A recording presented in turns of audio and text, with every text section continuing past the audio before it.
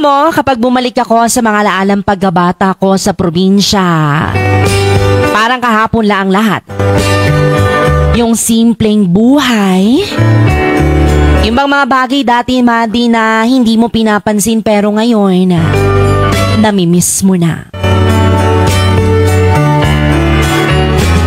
Madi, tuwing umaga, gigising ka sa tilaok ng manok at hindi sa alarm clock. Tapos paglabas pa ng bahay mo ay mararamdaman mo agad ang labig ng simoy ng hangin at amoy na amoy mo ang halimuyak ng mga bulaklak at damo na basa dahil sa hamoga.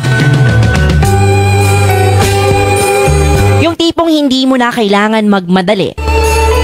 Dati, ibang walang cellphone na hawak-hawakan, kundi pamalo lang ni nanay kapag late ka nang gumising.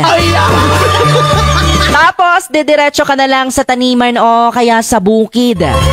Hindi pong mag-harvest ka na lang ng prutas o gulay, mga kaibigan. Laging may mga alagang kambing o mga hayop, pati ba't ibang hayop pa yan.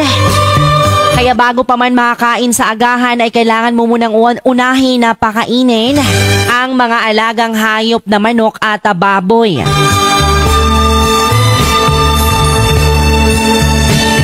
Madi, ang saya ng laro namin noon. Simple lang pero sobrang saya. Yung tipong naglalaro lang kami ng tago-taguan sa may damuhan o di kaya gagawa kami ng mga baril-barilan gamit ang mga sanga at puno ng dahon. Di na kailangan ng gadgets noon, mga kaibigan, kasi sapat na ang kalikasan para mag-enjoy ka.